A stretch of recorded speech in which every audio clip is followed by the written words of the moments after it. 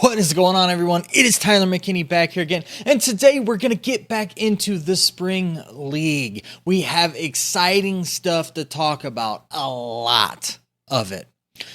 Well, if it's your first time here, glad to have you. If you're a return viewer, thanks for coming back and thanks for watching more videos. And if you haven't yet, consider subscribing. Now, let's not waste any more time. Let's get into it. So, pretty much what happened is that the Spring League came out and told us that they were going to release all the team names and logos and go through and do that this past week, and they've continued on with that and just giving us a slew of players and releasing them and showing us who they are and that as they've been going about. And we want to cover that. I want to go through.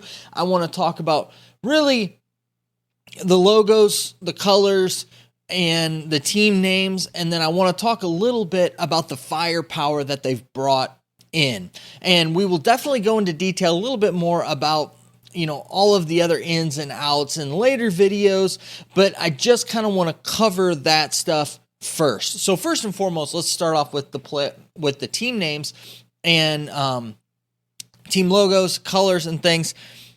All in all, I think it's pretty good. Now you got to remember, this is not a league on par with the XFL. They don't have the firepower when it comes to money, when it comes to, the backing of it and things like that. This is like they've considered themselves a developmental league. So I'm not really, putting it up there with what I would think of with the XFL stuff. But what I will say is they've done a pretty decent job of trying to put things together to make things look nice, look clean, try to put some stuff exciting out there.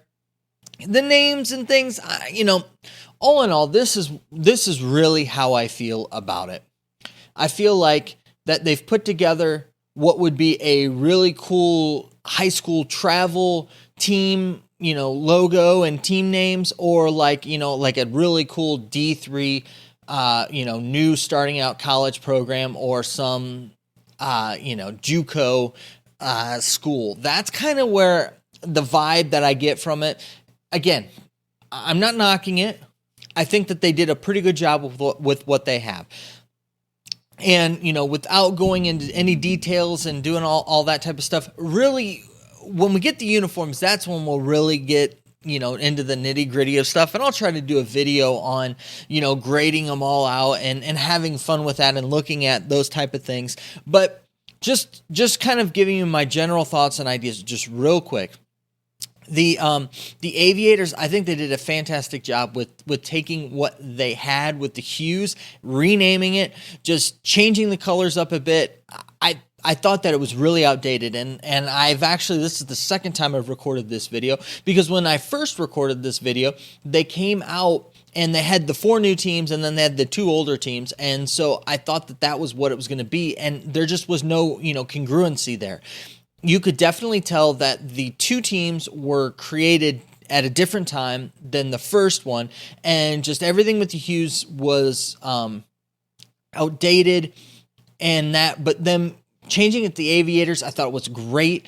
Hughes, that was a big part of what he did. I mean, he was a pilot, so to do that, I think was it's still paying homage there, and the color change looks so much nicer, so much better, so much more modern. So, good job there. The blues, it was okay.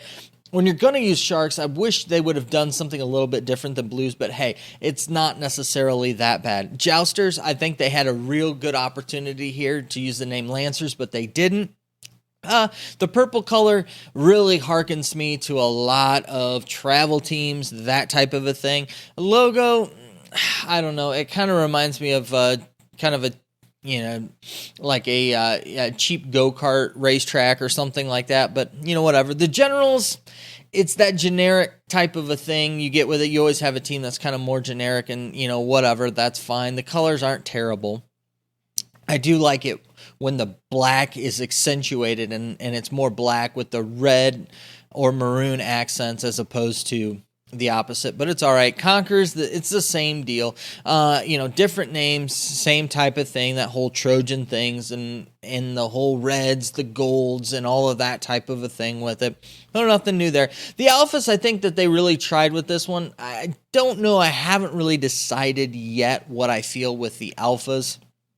It is kind of a newer age, definitely newer age logo with it. That kind of two-tone green. We'll see how it turns out. A lot of these really depends upon how they look on the field, because things really changed for me with the XFL once I actually saw the uniforms and saw what they were doing with it, and I thought that really made a difference for me to actually see them on the field. And I think that's probably going to be the same thing here. But you can definitely tell that it was a little bit of, you could tell that it's just, a different level when it comes to, putting it together, the quality. And again, I'm not trying to take away from what they've done. I think that they've done a decent job. But for the bracket of where they're at, that's kind of where I'm grading it. I'm not necessarily grading it on the same as what I would do for the XFL or that type of a, caliber of thing. Now, let's get into the Spring League. Now,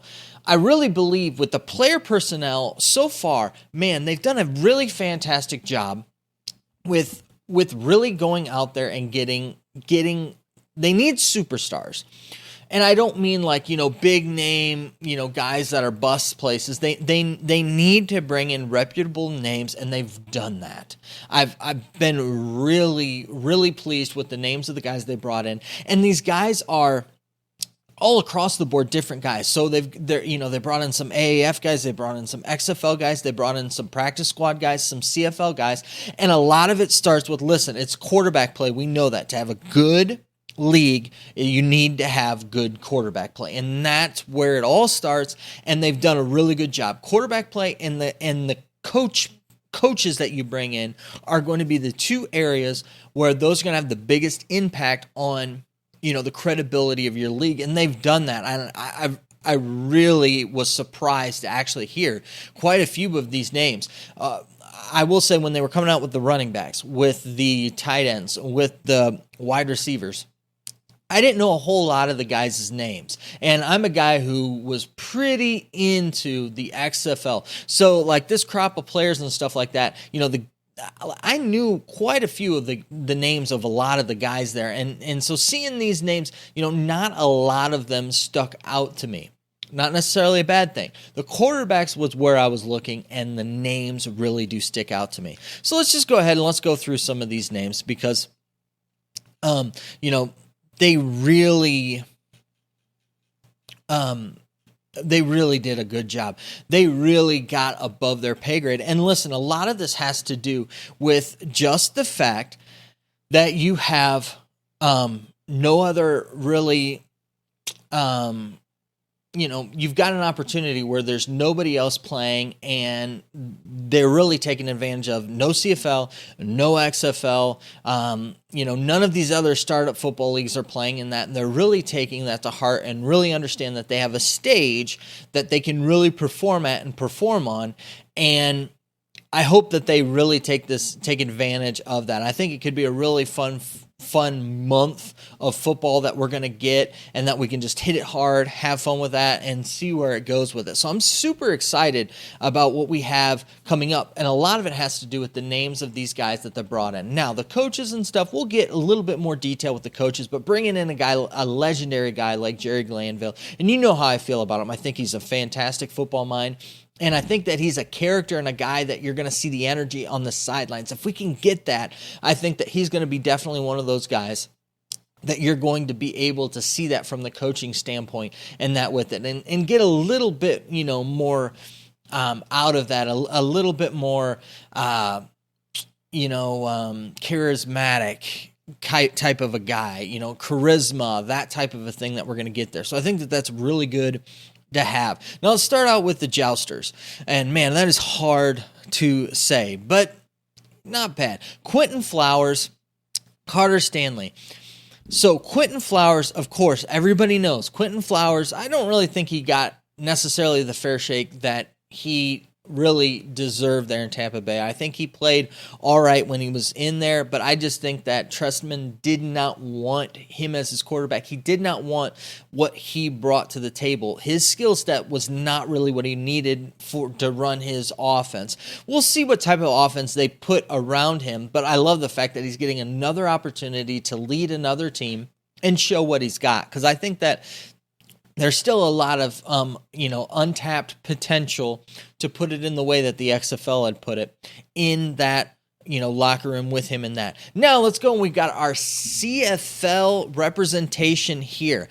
We've got McLeod Bethel-Thompson, but he's the guy who's bounced around the NFL. He's done all right in the CFL, and it was kind of surprising to see him opt out like he did for this upcoming season. But hey, land a spot like this, and you can really showcase your abilities and what you can do, especially, he's 32 years old. He's on his way out. He's got a few more years that he can play, and showing his abilities and what he can do might really actually propel him into the XFL 2022, 34 years old, 33, 34 years old at the time that they get things started. It might be really interesting. Not only that, but to see what will happen with the MLFB coming up here too. That'll be good. Keller Christ, jury for me would still be out on him, but, he's your prototypical style of quarterback you could probably bring in there with it. Let's keep moving on. So, we've got Zach Mettenberger, who's going to be with the Generals. I think that bringing in Zach, he's a former AAF guy. He is a guy that I think could do really, really well in this league.